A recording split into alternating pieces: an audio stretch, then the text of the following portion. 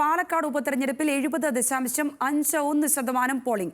2021 5% കുറവാണിത്. Paul ചെയ്യപ്പെടാത്തത് ആർക്കുള്ള വോട്ടെന്ന് തിരിയുകയാണ് മുന്നണികൾ. അതേസമയം വോട്ടെടുപ്പ് ദിനം വലിയ പ്രതിഷേധങ്ങൾക്കും സാക്ഷിയായി. വെണ്ണക്കര ബൂത്തിൽ രാഹുൽ മാങ്കൂട്ടത്തിലിനെ BJP CPM പ്രവർത്തകർ തടഞ്ഞത് പ്രതിഷേധത്തിന് ഇടയാക്കി. ഇരട്ട വോട്ട് ആരോപണത്തിനിടെ BJP ജില്ലാ പ്രസിഡന്റ് KM ഹരിദാസ് വോട്ട് ചെയ്യാൻ എത്തിയില്ല. കോൺഗ്രസ് പ്രവർത്തകർ സംഘടിച്ചു നിന്നതോടെയാണ് ഹരിദാസ് വോട്ട് ചെയ്യാൻ എത്താതിരുന്നത്. കൂടുതൽ വിശദാംശങ്ങളുമായി പ്രസാദ് ഉടുമ്പശ്ശേരി ചേരുന്നുണ്ട്. പ്രസാദ്, ഏറ്റവും ഒടുവിലായി നമുക്ക് 70.51% പോളിംഗ് ആണ് രേഖപ്പെടുത്തിയിരിക്കുന്നതെന്നുള്ള വിവരമാണ് ലഭിക്കുന്നത്. ഇത് തന്നെയാണോ ഏറ്റവും ഒടുവിലായി ലഭിക്കുന്ന പോളിംഗ് ശതമാനം? ഒപ്പം ഇന്നത്തെ വിശദാംശങ്ങൾ കൂടി.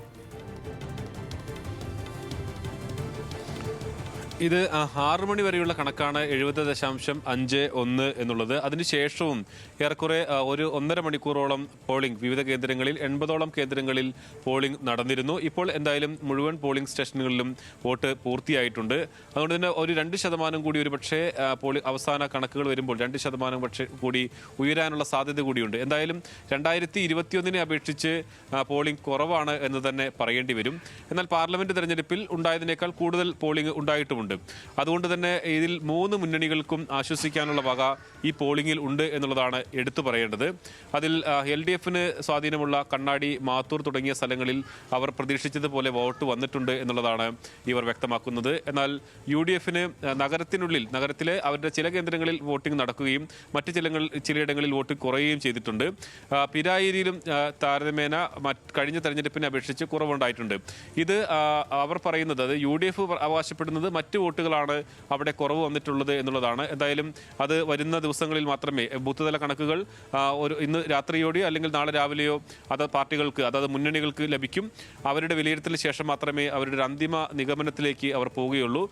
UDF ഇവിടെ തുടർന്ന അവരുടെ സിറ്റിംഗ് സീറ്റാണിത്. അവർ പ്രതീക്ഷിക്കുന്നത് വലിയ ഭൂരിപക്ഷത്തിന് രാഹുൽ മാങ്കൂട്ടത്തിൽ വിജയിക്കും എന്നുള്ളത് തന്നെയാണ്.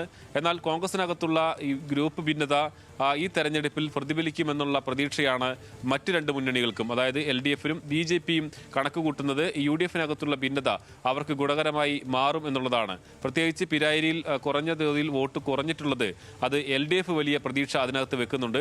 കോൺഗ്രസിൽ നിന്നും പോന്ന് LDFന്റെ സ്വതന്ത്ര സ്ഥാനാർത്ഥിയായി മാറിയ സരിന് ആ വോട്ടുകൾ കിട്ടുമെന്ന പ്രതീക്ഷയാണ് പങ്കുവെക്കുന്നത്.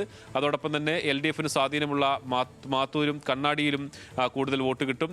നഗരസഭയ്ക്കകത്തും കഴിഞ്ഞ തവണ കിട്ടിയതിനേക്കാൾ കൂടുതൽ വോട്ട്, ഒരു 2000-ഓ 3000-ഓ അധികം വോട്ടുകൾ നേടാൻ കഴിയുമെന്നൊരു പ്രതീക്ഷ LDF ഈ അവസാന നിമിഷം അവരുടെ ഈ കണക്കുകൾ, പൂർണ്ണമായും കണക്കുകൾ അവരുടെ കയ്യിലേക്ക് വരുന്നതേ ഉള്ളൂ. പക്ഷേ ഈ കണക്കുകൾ വരുന്ന സമയത്ത് തന്നെ അവർ കണക്ക് കൂട്ടുന്നുണ്ട്. BJPയെ സംബന്ധിച്ചിടത്തോളം തുടക്കത്തിൽ രാവിലെ മൂത്താന്തറ പോലെയുള്ള, വടക്കന്തറ മൂത്താന്തറ പോലെയുള്ള സ്ഥലങ്ങളിലും അവിടെ പോളിംഗ് ഉണ്ടായിരുന്നു. പക്ഷേ അത് BJPക്ക് ഏകപക്ഷീയമായി ശക്തിയുള്ള സ്ഥലങ്ങളാണ്. മറ്റ് പാർട്ടികൾക്ക് അവിടെ വളരെ കുറഞ്ഞ ആളുകൾ മാത്രമേ ഉള്ളൂ. ഒരു 10% മാത്രമാണ് അവിടെ കോൺഗ്രസിന്റെയും മറ്റു പാർട്ടികളുടെയും ആളുകൾ തന്നെയുള്ളൂ. അതുകൊണ്ട് അവിടുത്തെ വോട്ടിംഗ് ശതമാനത്തേക്കാൾ കൂടുതൽ അവരെ ആശങ്കപ്പെടുത്തുന്നത് UDFനും BJPക്കും സ്വാധീനമുള്ള പുത്തൂര് പോലെയുള്ള സ്ഥലങ്ങളിൽ, അത്തരം സ്ഥലങ്ങളിലുള്ള വോട്ടിംഗ് പാറ്റേൺ ആണ് അവരെ ആശങ്കപ്പെടുത്തുന്നത്. പക്ഷേ അവർ പ്രതീക്ഷ വെക്കുന്നത് ഈ UDFനകത്തുള്ള അടിയൊഴുക്കുകൾ ഉണ്ടാകുമെന്ന പ്രതീക്ഷയാണ് അവർ വെച്ച് പുലർത്തുന്നത്. അങ്ങനെ അടിയൊഴുക്കുണ്ടായി കഴിഞ്ഞാൽ അത് BJPക്ക്, NDAക്ക് അത് ഗുണം ചെയ്യുമെന്ന ഒരു വിലയിരുത്തലുണ്ട്. UDF ക്യാമ്പ് വലിയ ആത്മവിശ്വാസം തന്നെയാണ്. ഇന്ന് വൈകുന്നേരം നമ്മൾ KM ഹരിദാസ്, BJPയുടെ ജില്ലാ പ്രസിഡന്റ് KM ഹരിദാസ് വോട്ട് ചെയ്യാൻ വരുമെന്ന് കണക്കുകൂട്ടി തെരഞ്ഞെടുപ്പ് കമ്മിറ്റി ചെയർമാൻ കൂടിയായ VK ശ്രീകണ്ഠൻ അവിടെ സ്ഥലത്ത് വന്നിരുന്നു. അവർ വലിയ പ്രതിഷേധമാണ് അന്ന് ഉയർത്തിയത്.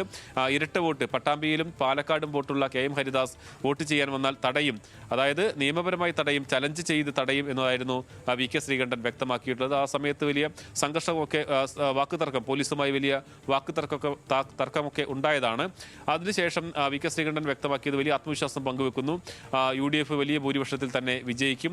അതിനവർ കാരണമായി പറയുന്നത് നഗരസഭയ്ക്കകത്ത് ഏറ്റവും പ്രധാനപ്പെട്ട കാരണമായി അവർ പറയുന്നത് സംസ്ഥാന സർക്കാരിനെതിരെ വലിയ വികാരമുണ്ട്, അത് തങ്ങൾക്ക് അനുകൂലമായി മാറും. മറ്റൊന്ന്, അവരുടെ ശക്തി കേന്ദ്രങ്ങളിലെല്ലാം തന്നെ പോളിംഗ് നടന്നിട്ടുണ്ട് എന്നുള്ളതാണ് അവർ പറയുന്നത്. എന്തായാലും 3 മുന്നണികൾക്കും അവരുടേതായ കണക്കുകൂട്ടലുകൾക്ക് ആശ്വാസം പകരുന്ന തരത്തിലുള്ള ഒരു വോട്ടിംഗ് പാറ്റേൺ ഇവിടെ നടന്നിട്ടുണ്ട് എന്നുള്ളത് തന്നെയാണ് എടുത്തു പറയേണ്ടത്.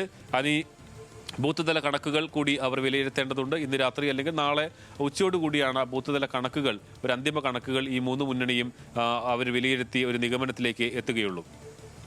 ശരി പ്രസാദ് പറഞ്ഞതുപോലെ ഇനി കണക്കുകൂട്ടലുകളുടെ മണിക്കൂറുകൾ തന്നെയാണ്. പ്രസാദ് ഉടുമ്പശ്ശേരിയാണ് പാലക്കാട്ടെ ഇന്നത്തെ പോളിംഗിന്റെ ഒരു വിശദമായ രൂപം നൽകിയത്.